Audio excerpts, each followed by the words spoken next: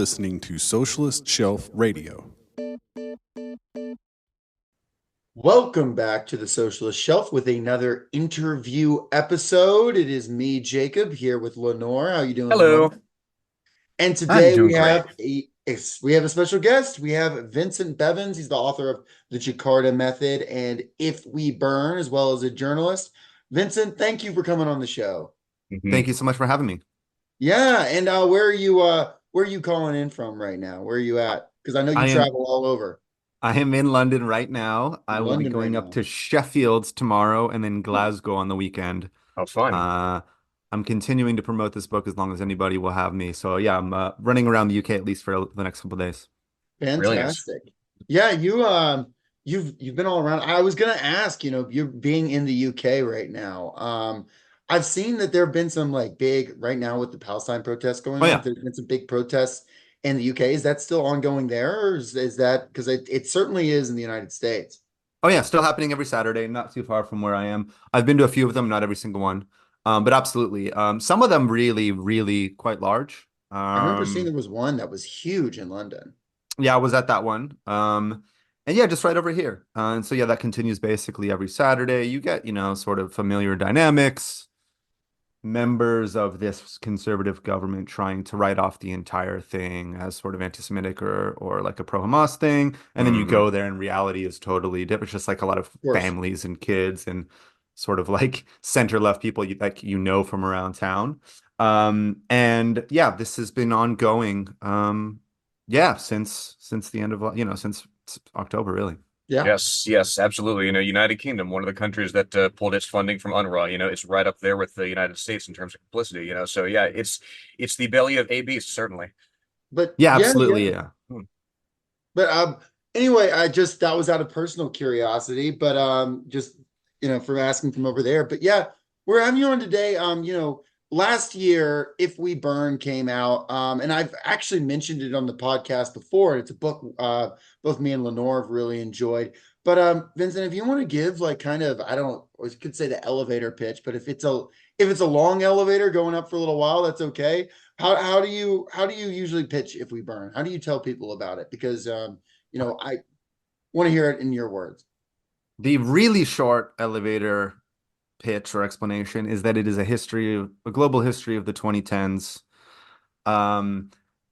in which, well, that's the really short version. But again, if the elevator's going up like a bigger building, I might have time to say that it is a global history built around one specific phenomenon and one puzzling question, because you can't, any history is really impossible to be comprehensive. You're always going to exclude and include certain things based on the concerns of the present. All history is told and retold in the present.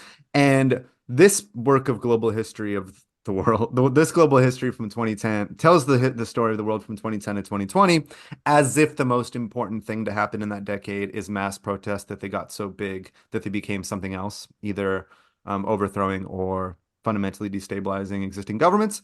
And the puzzling question that organizes the story that is told is how is it that so many of these protests led to the opposite of what they apparently asked for?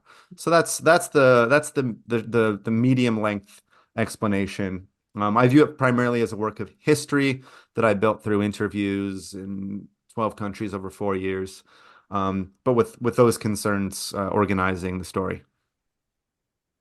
Yeah, absolutely. And I know you spent a lot of time in Brazil, and a lot of the book focuses there, but I think, yeah, you said it's 12 countries overall, right? I did research in 12 countries. The book recounts 13 cases. 13. And 10 of those cases, I think, really qualify for what I just outlined as the criterion for like real analysis in the book. Protests that got so big they either overthrew or fundamentally destabilized existing governments. But yeah, it was all over the place. Yeah, really everyone. All the episodes are outside of the traditional first world. So none of the cases that I really look at carefully are in Western Europe or North America, but Western European and North American history and political movements become a part of the story as well. Certainly. Yeah, and in particular, the nature of those movements as well, because so many of them are, as we get into, more horizontal, right, more Yes. leaderless, So, and that's the conceit of things, how they evolved that way, and what they did well, and what they were limited in doing because of that format.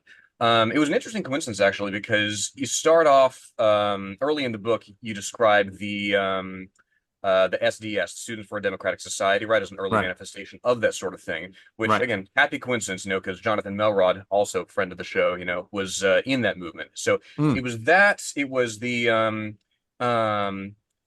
it was a case from the United Kingdom that really sort of crystallized an early that really kicked off an early emphasis on visible mass protests as well that you Right. touch on. But yeah, you very quickly hop to elsewhere in the world: Chile, Ukraine, Brazil, which you personally reported from for many years for the LA Times.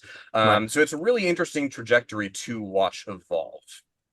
Yeah, thank you. I mean, as I say, I take approach which is historical. So not only do I try to tell just to sort of in a chronological way, rather than coming forward and saying, this is my analysis and this is my structure. This is the way that I'm going to structure the like what happened. I just decide to tell the story in order. So in that sense, my approach is historical. But also I really think it's important to historicize protest itself, right? To Yes, to take every single thing that was done in the 2010s and often really felt natural as if it were the the only way or the real way to respond to political injustice or to elite abuse, and to say, this just like anything else arises from particular historical circumstances. This certainly. is where it came from, which is not to say that it's, that's not a value judgment because everything emerges historically. But I thought it was important to point to the moments that protest kind of emerges as something that human beings do, because it's not that long ago, and it is tied up always with the question of media representation and the question of what message you're sending and to whom. And so, yeah, so I try to historicize as well as constructing a work of history. Definitely. Yeah, because prior to mass media, if you're out in like a village somewhere and you're holding up a sign and no one can take a picture, what are you trying to accomplish? Yeah, exactly. That makes sense. Well, yeah, and I Um, mean, as just you just indicated, like in the United Kingdom, there were people that kind of did that. They went out to nuclear installations in the middle of nowhere, and they just kind of found themselves standing in a field. And the villagers made fun of them, and the employees at the military facility just ignored them. And they discovered, kind of on accident, this was sort of like this, like the process emerges dialectically, sort of through interaction with media, and there's like a learning by doing. They realized over the course of the 50s and early 60s, like, oh, a lot of people in the center of the biggest city in the country, that's going to be the most effective because that's where the media are, and they're going to reproduce the images, which are far more powerful than any like single conversation that I'm going to have with a single security guard, which was really kind of the idea behind the original incarnation of Gandhian tactics in the UK. It was, well, we're going to convert people directly, and then they realized, oh no, like you can like get a message to like 100 million people at once if you're in the right place at the right time. So yeah, this emerges only because of its interaction with mass media. I think this is fundamental to understanding what happens in the 2010s as well. yeah, I remember there was one time, Lenore, were you there when we went down to Folkestone here in Georgia? Um, no, that was the I went to one closer to here, but not to Okay. Folkestone specifically. There was a time where some folks we organized with the PSL here in the United Okay. States went down to Folkestone, Georgia, where they're have an ICE detention facility in a very small town. In fact, the ICE detention facility is like once they're finished with it, is going to be almost as many beds as there are people in the town, which is Oh, crazy. wow. But even organizing a protest, there's a lot of questions of like, hey, we're bringing people in, and we've got people in the community, but we've got to make sure, we've got some good video, and we've got whatever, and we've got, Right. and it ended up working out that actually a lot of the folks in the prison and the detention facility were outside in the yard. So we were interacting with them, and actually it ended up being very powerful, but it's only because you are able to actually get the message out to people that it is effective. But I will also say that a big part of this book is a million people in the streets with a million different slogans can Right. also Right. lead to some interesting stuff. I think maybe it made me laugh, but there's a part about it in Brazil, and I mean it's funny, but it's also very serious. It's somebody just in like a V for Vendetta mask delivering Yes. demands for the crowd. Could you like Right. tell about that? Because that's one of my favorite anecdotes from the story. Yeah, and so yeah, the dynamic that you mentioned is really interesting and like with your experiences, right? Because like I don't know if we're more or less the same age, but everyone in our generation kind of grew up with this like already internalized that if you're going to do a protest, you have to like plan to generate content. Right. But that like really wasn't natural. Like that had to be learned back in the 50s and 60s. These people were like, oh my God, like you can really reach a lot of people with the media. Whereas like probably to a problematic extent, I and everybody else I know are like always already trying to think about how whatever we do is going to be consumed on social media. So yeah, Yeah. like this emerges historically, and you can argue whether it's good or bad. But yeah, this case in Brazil is really interesting because I ended up tracking down the actual person, and this was I went back to Brazil initially in 2019, but sorry, 2021, but I've been there, on and off for since 2010 to work on this book. And my story where I kind of like unmasked the V for Vendetta guy is one that the Workers' Party, like members of Lula's own government, like told me to look up when they were like trying to tell me like how fucked up the 2013 June protests had become. And I was like, oh, well, I wrote that story. I was actually the guy that tracked him down. And so I'm very aware. What happens in June 2013? And this is a story that you can like talk about for a long time if you're on a very, very long elevator, but I'll try to do it quickly. You have a group of leftists and anarchists that have been organizing against public transportation fees in general since 2005. And in June 2013, for various reasons, this gets quite a lot of attention. But the attention it gets is negative, and the media decides that the police need to crack down. The media call for a police crackdown. And the military police in Brazil is a legacy of the US-backed dictatorship. Like they demilitarized politics, but never demilitarized police. Sure. And so if Brazilian media had been part of the class of Brazilian society that usually experienced military police repression, they should have known how bad this was going to go, but they called for the repression. And then they were shocked by the crackdown that they called for. And what this did, or what this effected among sort of Brazil's mainstream oligarch-owned dominant media was that they flipped their narrative from saying we need to get these punks and anarchists off the streets to this is a good thing. This is a uprising in defense of the right to rise up, and this is about the freedom of expression, and it's about everything that people want it to be about. And so I watched on the street as this strange transformation occurs where 4 days later, a lot of people come that have nothing to do ideologically with the sort of like the original organizers who often came from like the anarcho-punk scene. Like almost all of them were from the anarcho-punk scene, and they were all quite like they had like read quite a lot of like leftists. They were like anarcho-punks that like read theory and like fought like organized very, very conscientiously around the idea of creating a popular revolt. But they kind of never thought that they would actually cause one, or at least they hadn't prepared for what would happen if millions of people come to the streets. So what you have concretely 5-6 days later is millions of people with maybe millions, maybe more ideas of what this is really about. And there's kind of a fight as to what it's about. And they keep insisting, well, no, this is about the original demand. This is about a 20-cent rise in the bus fare. But a lot of other people say, no, it's not.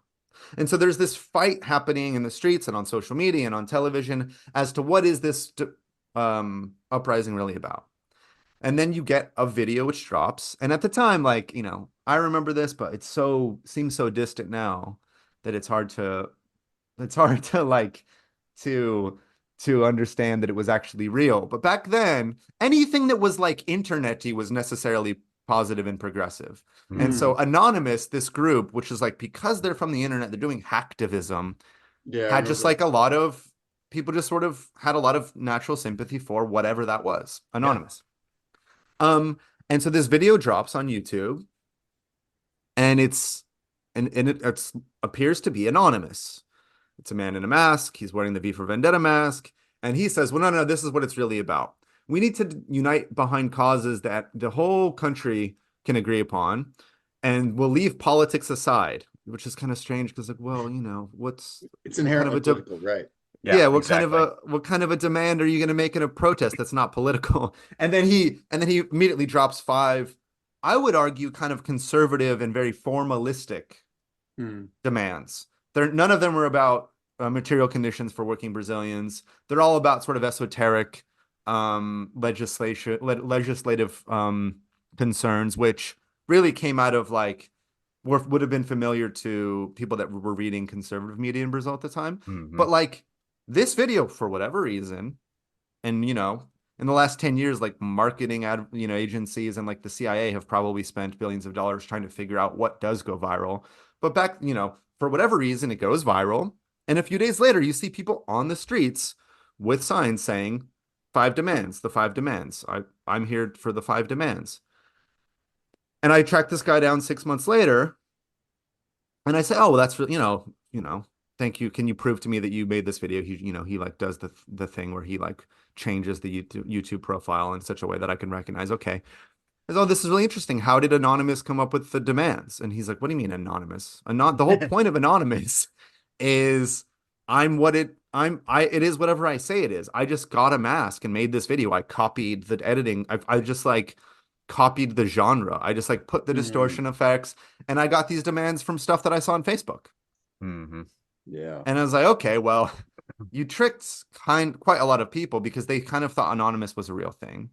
But this is symptomatic of the mass protest decade in general, right? Is like you have organizations that appear to be organizations, but they're really not. Like as soon as you look closer, it is just kind of who went viral. And this is something that happened, I think, in quite a lot of countries from 2010 to now. Exactly. It really sort of teases out the another big theme in this work, which is that there's no such thing as a political vacuum, right? Right. A retreat from politics is, I mean, it's kneecapping yourself because there are always going to be organized political forces that will impose meaning from without Yes. if you don't go into it with that sort of meaning. And it's interesting to see this guy taking off not even as part of a cohesive organization, but just by virtue of the novelty, right? Just by virtue of going viral, Right. suddenly his stuff catches on. Yeah. And it's arguably nonsense, right? I mean, it was Hmm. packaged well because it was like, oh, we're bringing everyone together. Like, and this is really a fundamentally an anti-political and perhaps even an anti-democratic sentiment to be like, I'm not doing politics right now. Politics is bad. Politics is those guys. What I'm doing is not politics. Right. But it's packaged well. It kind of gets your blood going. Like I actually had included this at the beginning of as like an epigram. Is it an epigraph? Sorry, epigraph. In one of the early versions of the book. Like that sample in the Kanye West song where it's like nobody knows what it means, but it gets the people going. Hmm. Yeah. Yeah, that's kind of was what was at work here in this YouTube Right. video. And this is at like at work, I think, in a lot of the mass protest decade. It's like, okay, there's five things. Yeah, this is like a cool looking, some people must have thought it was cool at the time, cool looking mask, a cool looking uh presentation. This seems to be what the thing is about. But again, like if you wanted to at the time, you could go to the Facebook group of the MPL, the original punks and anarchists that are putting together um the demonstrations, and you could read their sort of like quite theoretically sophisticated explanations for what they were doing. But if you were just coming to this now, it was just as easy to think, well, no, that's really who's doing this. It's one of these anonymous things, and it just like works. And yeah, so in the book, a fundamental dynamic is that of the power vacuum, but you also have narrative vacuums. You have moments where people need to understand what's happening, and then when a movement cannot speak for itself, someone else speaks for it. It's also interesting to me that like, you know, if you think about it from the organizing perspective, you want to have, if you're an organizer or someone in these spaces, you want to have a somewhat theoretically advanced view of things. You want to Right. be educated, but you also want to be able to deliver demands effectively, strong slogans for the reason you laid out, because somebody is going to do it. And I Mhm. find that to be an interesting from like the perspective of, if you want to be someone that's out there leading protests or involved or union organizing or any type of organizing, it's important to kind of marry those things and figure out, well, what Right. are some slogans that will speak to people that aren't just based on something I saw on YouTube, Yeah, and this book inspired me to think about that. yeah, and it's funny that because like I totally agree. And these kind of lessons emerged, I think, in the mass protest decade. But both things that you said would have been like obvious and natural for the vast majority of the revolutionary movements in the 20th century. Mm, Like even the codified, like even the most rigid and codified version of Leninist revolutionary practice always insisted on both things. So one, there isn't a revolutionary movement without a revolutionary theory. Like if you don't have an actual idea of what you're doing and it's not quite advanced and based on actual knowledge, then you're just going to reproduce the given society that you're already in. But also you must always be in contact with the people. Like you can't just go over it on your own and come up with some great theory and tell yourself that you're the vanguard. You're not the vanguard if no one's following you. Right. You must have your own correct analysis, but you also must be very, very aware of what the people in the country believe, and you must know that they're actually on your side. Because if they're not actually on your side, then what you're doing is adventurism, if not like, or if not worse, right? You're being authoritarian and you're imposing your will on people that don't agree with you. So all of that would have been really, really natural in the 20th century, but somehow in the 2010s, I don't know, through various factors, material and ideological, we ended up thinking that the internet sort of changed everything, or thinking that things were a lot easier, or there were certain elements that were so resolute in rejecting everything that had anything to do with the Soviet Union that they wanted to do things entirely differently. But yeah, both things you say, I think, are pretty clearly, even if you're not like left, right, or center, they're pretty clear. If you're trying to change society, you have to really know what you're doing, and you have to have people on your side. It's interesting. We did an episode on V for Vendetta, and speaking about the Alan Moore graphic novel more than anything.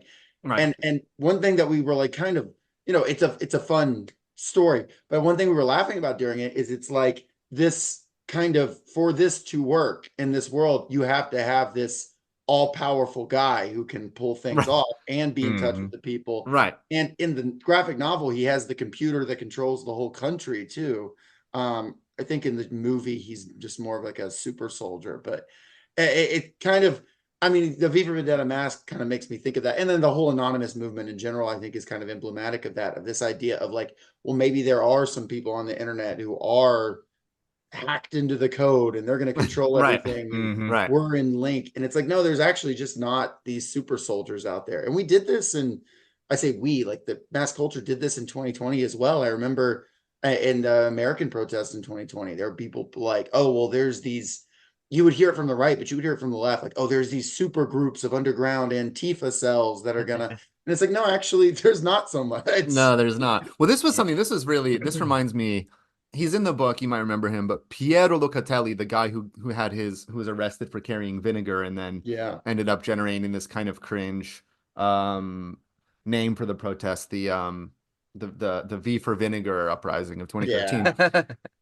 Later in 2013, you get the appearance of black bloc tactics in much, much smaller protests that really are no longer supported by that many people. But he's the one that keeps going in the media and saying, look, black bloc is not like a unit. It's a thing you do. Like he's like repeatedly saying, like, look, you can't discover the black blocs. They're not going to be like in some base somewhere. Black bloc is like a perform, like, not, or like an activity. Like you put on a particular set of clothing and you do things for 3 hours. You are a black bloc for an afternoon. It's not like you have a base, which was like, this was something that he had to keep hammering on throughout the 2013. And then like, so V for Vendetta, so I rewatched the movie for V for Vendetta while I was writing this book, precisely because everybody says the graphic novel is more sophisticated. I wanted to get like the really, really dumbed down version that a lot of people had actually consumed in the 2010s. Sure. And in the movie, it's really interesting because like the theory, so it's like, it is like infantile, right? Like, so on the one hand, the revolutionary organizing is hyper Leninist. Like you have like a vanguard party of one. Yeah, one guy and Yeah. It's literally a single guy that's making viral TikTok videos but he can like hack the computer and just like all he does is he makes really, really convincing videos and puts them on screens throughout the country, right? So on the one hand, it's like ultra Leninist to the point where it's not actually just a single brilliant tactician and that's it. And then ultra spontaneist in the sense that, okay, at the moment, all that is required is to get all of the guys. I mean, I guess there's probably women too, but they all looks like guys when in the final scene. The final scene is just like 1 million guys in mass, like marching on Parliament, right? And like, you know, those of us that have lived through January 6th or January 8th or whatever, January 8th is Brazilian edition. It's like, well, what is that supposed to like? What? Okay, maybe they run away, but like, who are these guys, and what kind of a society are they going to build? And there's just a really deep belief in if the people, quote unquote, the people come to the streets, well, then that's problem solved, you know? And that was, you know, I think deep down what a lot of people thought in the 2010s. I probably believed it deep down in some. I wouldn't have defended that thesis intellectually if someone put it to me, in those words. But I kind of did believe it deep down. Like when millions of people took the bridge in Sao Paulo and like the people were rising up behind this progressive set of demands, I just kind of thought that would take care of itself. And well, it really didn't. And I think in the case of the movie V for Vendetta, you'd have to ask like, well, if this is actually a fascist British state, they have two choices here. They just kill those guys, which is with not their hard to firepower, do. which is Yeah. objectively superior. Yeah, exactly. Like if they wouldn't be a fascist prison state if they didn't have the ability just to shoot down 10,000 guys in the center of the city. Or if they do run away, well, like what's going to happen now? Like it's very difficult to take over a complex modern state, and who's going to do it, and according to what ideology, and how do you know that they're not going to be, you know? So anyways, V for Especially Vendetta. considering, spoiler alert, the V character dies. It's like, oh, it's over. We don't have any plan. Yeah, It was everything. You've lost your one-man vanguard with the perfect knowledge that one man needs to be a vanguard of his own, you know, merits, you know? Yeah, exactly. So yeah, there was reasons that V for Vendetta the movie is not a great inspiration. Yeah, and of course, like every movie, he can like beat up 900 people at once, which is I think that's just like every Hollywood movie has that now. Everyone's Batman, but he's also Batman. Hugo Weaving has a hell of a voice, though. I got to give him that. Oh no, it's great. Yeah. Well, to tie into the sort of mass media aspect of things, the title, could you talk about the title itself, If We Burn? Because I found it to be very emblematic of the decade, 2010 to 2020 as well, for a number of reasons, even though it actually comes from a book that we have not covered yet, that we have covered its sort of progenitor, Battle Royale. Right. So, If We Burn, again, short elevator explanation is it's from Hunger Games. Like it's at one point in the movies, and it's again, it matters that it's the movie, not the it matters more, because it's not the guy doesn't post a paragraph from a book, he posts a GIF from the movie. Katniss Everdeen, played by American actress Jennifer Lawrence, right? Says, "If we burn, you burn with us," and this is like an epic moment in the film, I suppose. But the story of how this comes to matter at all in Hong Kong in 2019 is kind of reminiscent of the story I just told about the anonymous guy back in 2013 in Brazil. So there is a Hong Konger, not living in Hong Kong, but he's active on the kind of Hong Kong version of Reddit in organizing international pressure on the state of Hong Kong. And basically he's just posting on Reddit, on Hong Kong Reddit all the time. That's basically it. This guy is not one of the organized groups. Like, so in Hong Kong, regardless of your analysis of the political content of the final, like the last 4 months of the year, there is a moment in June when quite a lot of people get put on the street. And this is an organization that, the Hong Kong Civic Human Rights Association. I think I might have even got that wrong. But anyways, in June, there are quite a lot of people that come onto the streets in protests organized by this one group. This guy is not in contact with that group or the masses. He is on the right. The second time that I met him in London, he was wearing like a pin in support of the British monarchy. This is a guy that is just posting on the Hong Kong version of Reddit. And he has a post at some point in the second half of 2019 that he just ends with a GIF. He just like he ends with a GIF from Hunger Games. And the slogan is, if we burn, you burn with us. And again, he just kind of puts that because it like is kind of what his profile name had always been, because there's a slogan in Cantonese that it like indicates a kind of a very aggressive poker strategy, Mm. like mutually assured destruction or whatever. And all that happens is this post from a guy, he ends up mattering because of this moment, just goes viral, just gets loads of upvotes on the Hong Kong version of Reddit. And then, lo and behold, a few weeks later, it might be days, I can check the dates. People in the streets are carrying signs that say, if we burn, you burn with us. Mhm. And what becomes clear over the course of 2019, including to him, is this is just not right. Like, if you are in Hong Kong and really you're trying to get Beijing to do something different, Hong Kong can burn and Beijing doesn't burn at all. Like, it's just Right. whatever you, and again, there are all kinds of disagreements as to what Hong Kong 2019 actually wanted, what was behind it, what it would have meant if it succeeded. But just as if you extrapolate the slogan from out of the Hong Kong context and just analyze, it's just not right. Like, go Right. back, like if you are on fire, you being on fire does not cause your enemies to do anything, Mm. especially if you're in a different city. And some people did believe in Hong Kong that, if Hong Kong kind of grinds to a halt for a few months, then Beijing cannot, the PRC cannot operate. And then they came to the conclusion, well, this was a miscalculation. We overestimated how important we were because, in the 70s or 80s, Hong Kong was really important. Like Hong Kong was a huge part of, would have been a huge part, would have been a huge percentage of the PRC economy. By 2019, it's really not. And, again, why does it become a slogan? I think it's really the same thing that I, was referring to in 2013.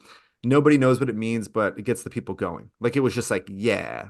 And the longer you think about the dynamic, it's just not correct that if you burn, then your enemies must also pay the price. And even if they do pay a symmetrical price, which is, really depends on a lot of things, if they're much, much larger than you, they have much more resources, then that's not a great tactic. Mhm. Yeah, I mean, it connotes a, individuals and small groups of people in certain ways are capable of punching above their weight, but it connotes a unity of action and a breadth of action that just did not exist at that point. Right, right. And and then in a more fundamental, and this is important in other cases throughout the book as well. Um, if you are, for example, in the center of Cairo, that becomes, and really shutting down the center of Cairo, that becomes very difficult for the Egyptian government to ignore because that's the capital city. Hong Kong represents a tiny population percentage of the entire PRC. And even if the vast majority of Hong Kong were united on a very specific demand, which is not the case, I think there was a small majority for a kind of a loose idea of more autonomy. Then that is still something that like Beijing, the real decision makers are very, very far away. And so you get the reproduction of tactics throughout the mass protest decade that made a lot of sense in one place that didn't make a lot of sense in another place. And when you're not even in the capital, shutting down one city is something that can be just ignored by central authorities. And that seems to be probably what happened in the case of Hong Kong 2019.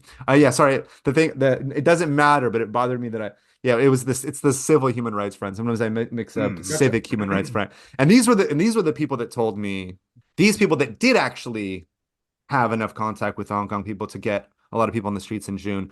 They ultimately came to the conclusion. One guy admitted it to me, and then he was surprised that he admitted it to me, that his movement had been used by the West, that he had Yes. been betrayed by the West, that was interested much more in sort of trying to hurt Beijing or humiliate the Communist Party of China than actually trying to help him. And he came Mhm. to be quite bitter about the ways that his movement had interacted with the West. I recall in 2019 when these protests were going on, trying to learn about them and having a lot of trouble figuring out what they were actually about beyond like sort of platitudes. I mean, and that's me reading, of course, English media, and I ended up getting into the weeds and finding out that there was like a number of different things and but yeah, it's exactly what happened when you read like the New York Times article about it or whatever. It would say like anti-authoritarianism. I'm like, that can mean a lot of things, you know. That's that doesn't mean it. And I remember being very frustrated because I was like, you know, my knee-jerk reaction was to be like sympathetic with any mass movement. Right. And not to say that there weren't like legitimate demands among that mass movement, but like you said, it was this whole kind of smorgasbord of people, everyone from these people who were worried about human rights to people who were worried about Hong Kong as an entity, towards people who were spray painting racial slurs on an embassy, like, you know, like as you said, and it's you know, and it's obviously it's beyond the scope to talk about everything that happens within these protests. But I remember at the time even having a less sophisticated political analysis, but still being like, this is it doesn't seem to be anything. Like this is something that happens all over the place. A really good way of simplifying whatever it is you're asking for, and getting positive media coverage, especially if you have a movement which is likely to get positive media coverage. And I think there's a high degree of elective affinity between movements that target official enemies of the United States and positive media coverage. I think that's just something that's ingrained deep in the mind of like Western journalists. Like if a movement is taking aim at a bad country, like there's going to be more space given to think about whether it's good, than, you know, a protest movement targeting Germany or something. Sure. Okay. So as a rule, saying that it's about democracy is an easy way to simplify whatever, and which is like but like it's kind of like tautological at this point, right? Because democracy means everything for everybody now. So everybody by definition will always say that they're protesting in support of democracy because everyone believes in that what they're asking for is their version of democracy. In the case of Hong Kong, I think autonomy is probably a better word for the broadest motivation. It was a small majority of people that wanted sort of in the one country, two systems, Sure. one country, two systems model, people that valued two systems rather than one country. There was a small majority for that probably. And that was probably why the extradition bill mattered so much. But this was an error that my people made throughout the decade. Is the only question we asked at our worst was, is the movement in opposition to somebody or some system that we think is bad? And then after that, there was no more questions asked. There was no questions asked as to what would replace it if this movement were to win. What are they actually asking for? What are the class and ideological demographics of this movement? Because in the case of Hong Kong, there was some people that wanted actual independence from China, but it was like that was never more than about 20% of the population of Hong Kong. So those people that were putting that as forward as the actual telos, the ideal endpoint of the movement, were really not in touch with the masses. A lot of people told me that going to the US and trying to you know, enlist an obvious geopolitical rival against the government in Beijing was both a moral and tactical error because people were against this, and often it opened you up to the accusation that you were collaborating with a foreign entity. You know, one Hong Konger said to me, again privately, he's like, well, what if it turned out in the George Floyd uprising in 2020? And this is somebody that organized the protest, right? So this is not someone that wants to be reflexively pro Beijing. He's like, I got you thinking, like, what if in 2020, during the George Floyd uprising in the United States, it became clear that the Communist Party of China was funding some of the groups that were organizing? He's like, the United States would react very, very poorly to this. And this is very violently, yes. Yeah. And this is what happened, he said, in the case of Hong Kong. But yeah, we made this mistake. We oversimplified, and we like to tell a simple, easy story, especially because, you know, unfortunately, we exist in social media too. People like me. We just like the guy with the V for Vendetta mask or the guy on Hong Kong version of Reddit, Fin Lau. We exist in a world where we know sort of deep down subconsciously that certain things are likely to get more reposts, retweets, sort of larger audiences than other things. And I think that was a failure that people made, both because they didn't know enough and also because they kind of, you know, thought, oh, you know, this narrative will be quite satisfying to people back in the United States. I can't help but think of that. You're talking about the social media, that video of Kamala that was going around. You exist in the context of all that. Hey, that's terrible. I'm sorry. it's not wrong. She just No, kind it's of not is, wrong. It's she the just has a delivery. goofy It's not the delivery. Yeah, statement. yeah, No, yeah, I saw yeah. it said that that's me, after going to the bar at Waffle House trying to explain dialectical materialism. Yeah, Yeah. yeah. Why am I ordering so much food right now? Well, I exist in the context of everything around I fell out of a coconut tree. I got hungry. me. Yeah, Yeah. exactly right. Exactly.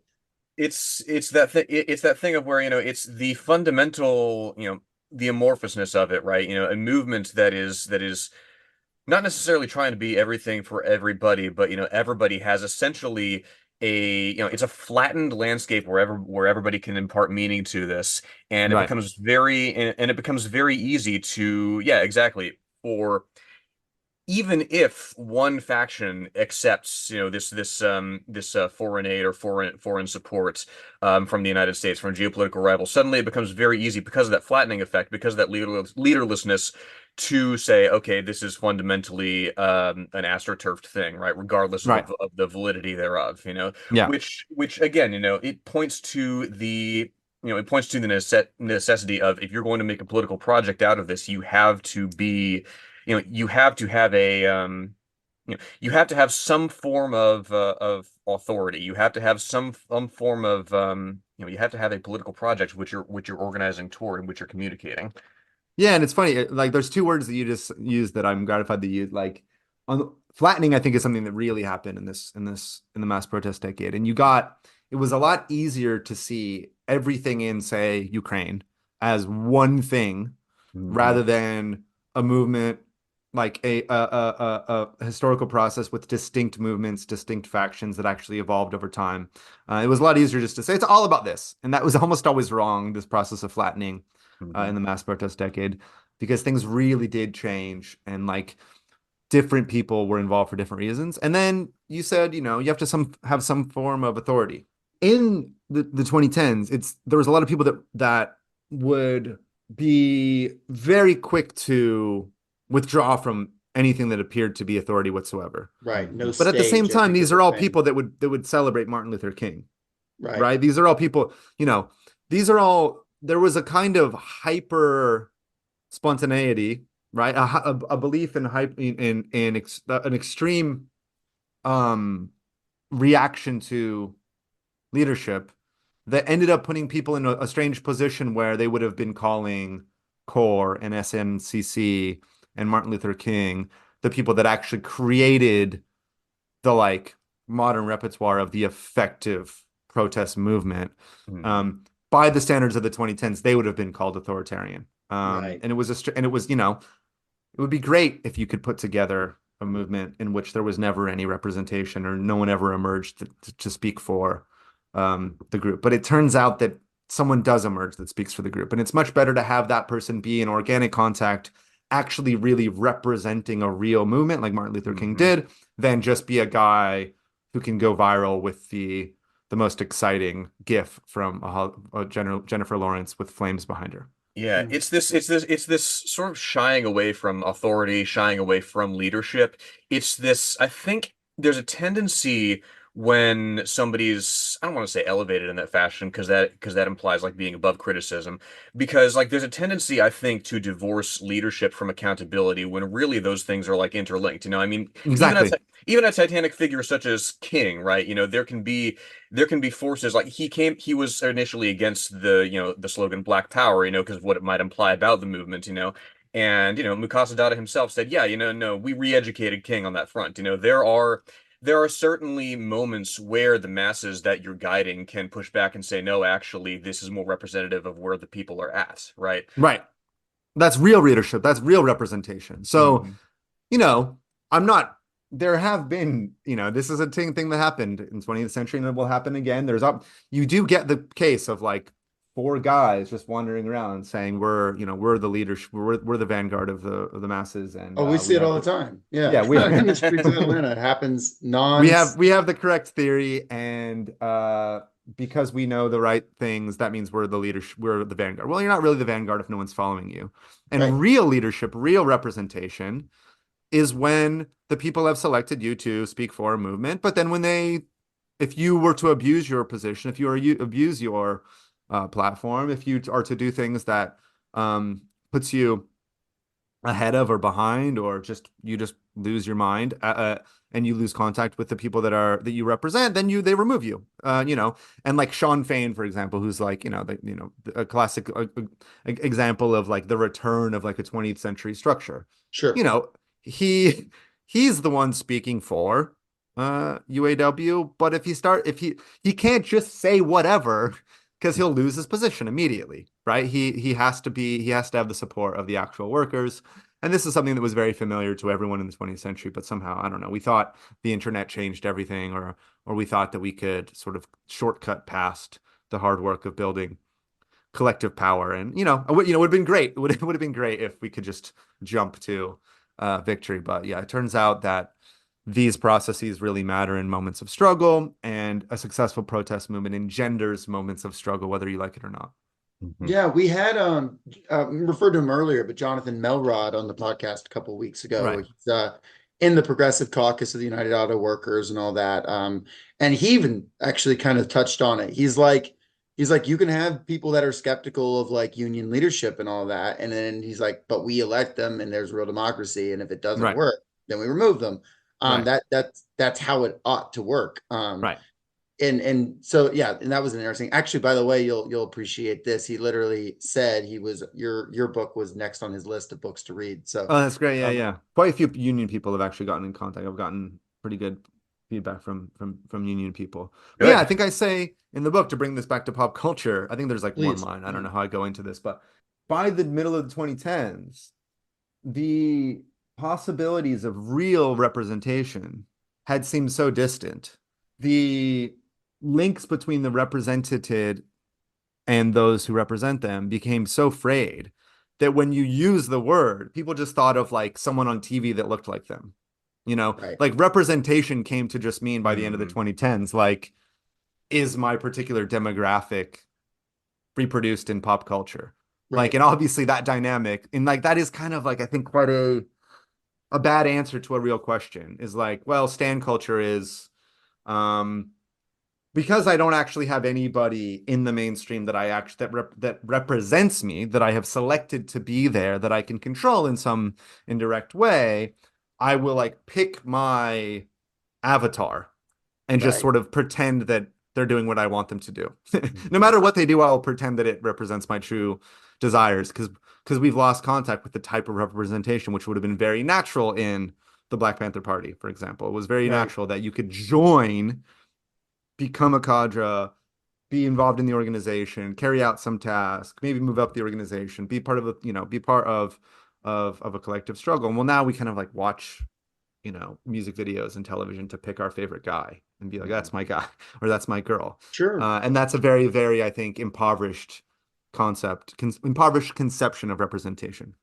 And that's not limited by any means to the left either. I think No, of not at all.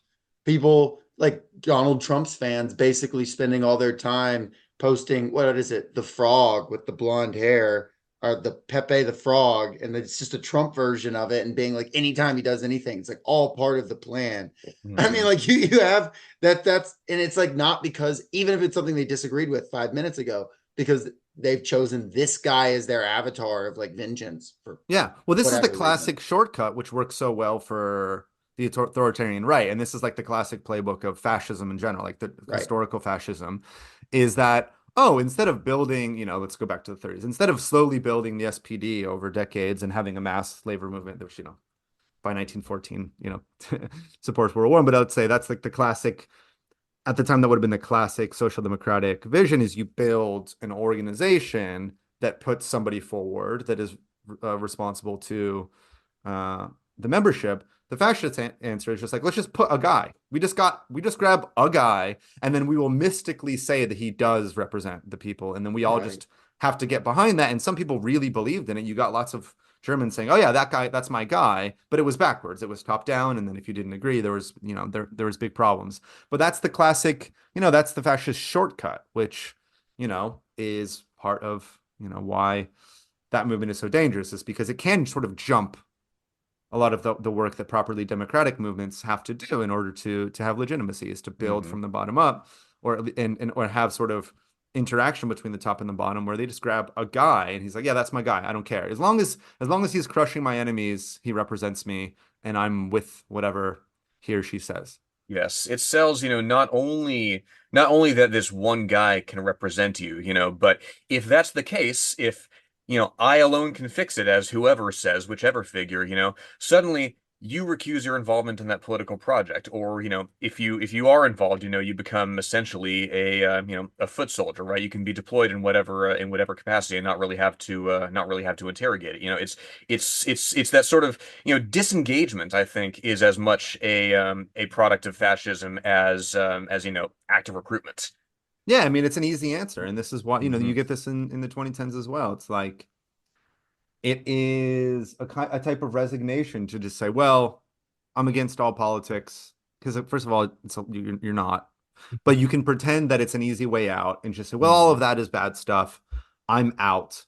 And it's a way, it's comforting at an individual level because you can maybe preserve your moral purity. You can say, I'm not involved, but really you are involved. Yeah. Yeah. It seems like a shortcut, but it's really a trap. Yeah, yeah. There's no way not to have an opinion about how resources are to be allocated and organized. You're essentially a houseplant if you don't have such an opinion. But I mean, people still have to water houseplants. Yeah. And houseplants need to consume resources themselves. Houseplants Mhm. need water and fertilizer and sunlight. And you, as a citizen of the United States or any other country, you are consuming resources that have been appropriated to you as a result of a given economic system. Um, you're not responsible for the construction of that system, but you're not outside of it. You are Right, inside of it. exactly. It's interesting. When I was on the United Auto Workers picket line, there was a guy I had spoken to for like 15 minutes about the union, and he's all in. He's all in on the strike, and he's all in.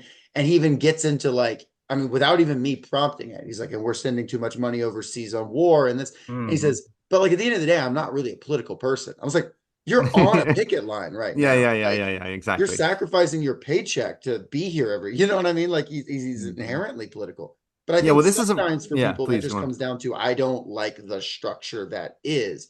But that's not the same thing as not political, which is, I guess, a message that may Yeah, be. you're not apolitical, you're alienated. Yeah, there you Yeah. go. And this is a quite an American, I mean, I'm fully like trained up member of the mainstream media, but this is a really American ideological element that like in the mainstream media, you can tell yourself that you're quote unquote objective as long as you just like treat the two parties equally.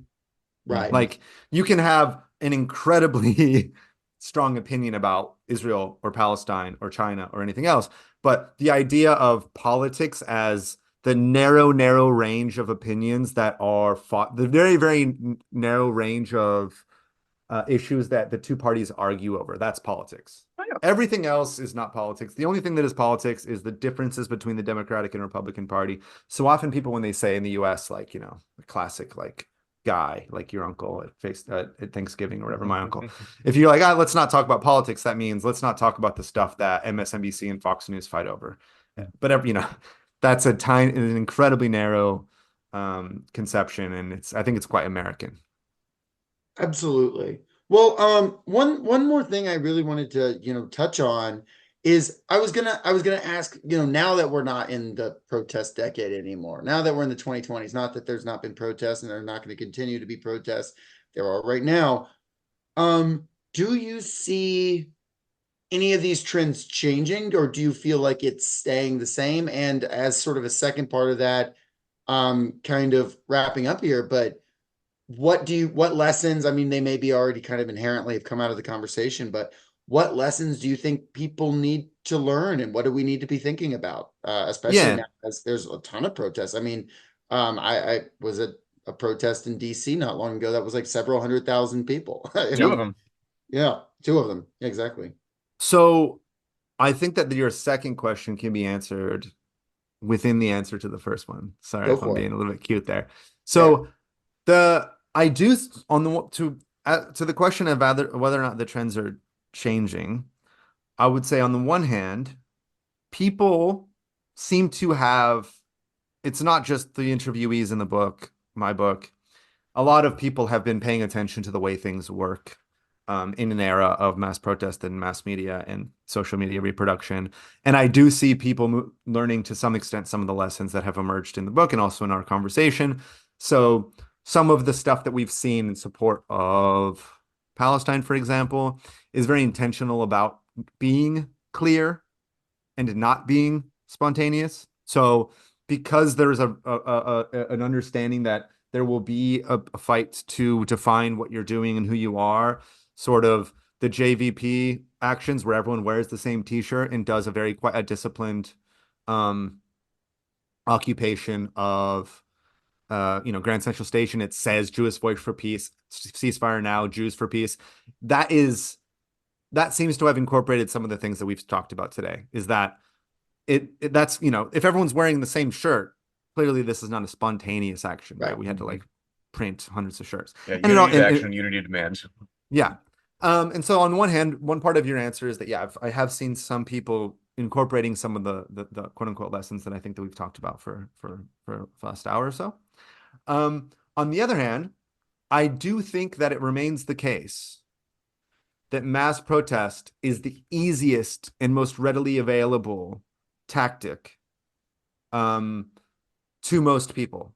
So in the 2010s, a particular type of response to injustice became quite popular, if not hegemonic or even appearing natural. And I think that form of protest, even though it emerged historically, even though it's suited for some things and not for others, even though it has a lot of strengths but quite a lot of weaknesses, I do think that it remains the ease. Like, again, when Israel responds to October 7th with ethnic cleansing and mass murder, everyone's first thought is protest, right? It's like it remains the case. Right. It remains the dominant form, and I think that will remain. It will remain the case. So even if you might come to the conclusion that, oh, actually the mass protest should not be privileged, we need to think about other ways of struggle. We need to think about direct pressure, economic pressure, political pressure, building power, building concrete power here and now, et cetera, et cetera. I believe that protest is not going away. I think it still remains the easiest and most natural thing for quite a lot of people to do. Makes sense. Mm-hmm. Absolutely. But as we kind of conclude here, is there any, aside from just telling people to, check out the book and everything like that, are there any kind of final thoughts you want to leave us on or anything like that? For our listeners here? Yeah, well, it's a bit cheap because like the final thought is sort of related to the like invocation to check out the book, is that I've done my best to try to summarize the sort of headline takeaways. But what I believed that I was working on over the last 4 years was primarily a work of history. And I've been gratified to see different people come away with it with different conclusions. Like it is like hopefully it's like a story that is rich enough in detail that the process of reading it is going to probably lead you to a different set of ideas about what happened than what I just described right now. So yeah, that is my final takeaway. I always try to make the point that even though I've been like running around and saying this, it's about this and it's about that I hope that it works as a work of history that is open to interpretation and reinterpretation. It does, and I think as well, just asking that question that you asked all the interviewees, what would you tell a teenager in this or that country who may live through a political explosion or might attempt to change life in their country? What lessons would you draw from your own experience and impart to them? In asking that question as part and parcel of building this history as well, it's a call to action, and I think those two things are necessarily inseparable. So, thank you for putting that out. Yeah, thank you so much. I think that if you were to the book doesn't answer the question of like what is to be done, right? Like there is because based on what all the interviewees say and based on the various national contexts of the people that might come to the book, there's a lot of different ways that one could choose to organize based on what you're trying to achieve, political conditions in your own country, your own community. There's a lot of things that could be done, but I think hopefully the book does encourage people to do something and to do something with other human beings and work together with not if not do exactly this, to do something with other people that want to build a better world in the ways that you do.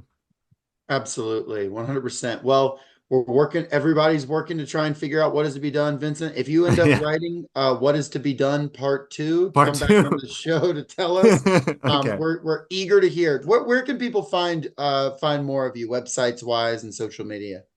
Yeah, the book, I mean, if you just go to the www.ifweburn.com, that is a page on my personal website that will have the links to buy the book and things, but also from there you can easily find my actual website, which is just vincentbevins.com, or my Twitter, which is VINNCENT. But ifweburn.com will get you anywhere you need based on this conversation.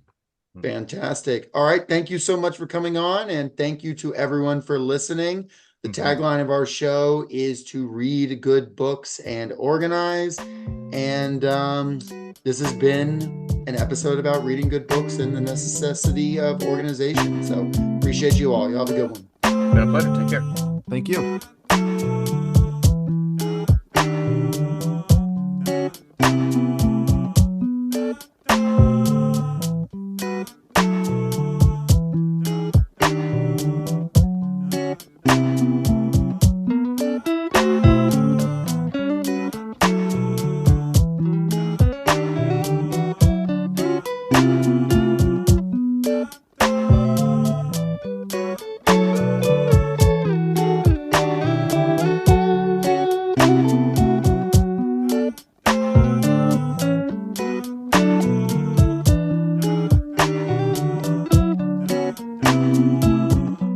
Thank you for listening to Socialist Shelf Radio.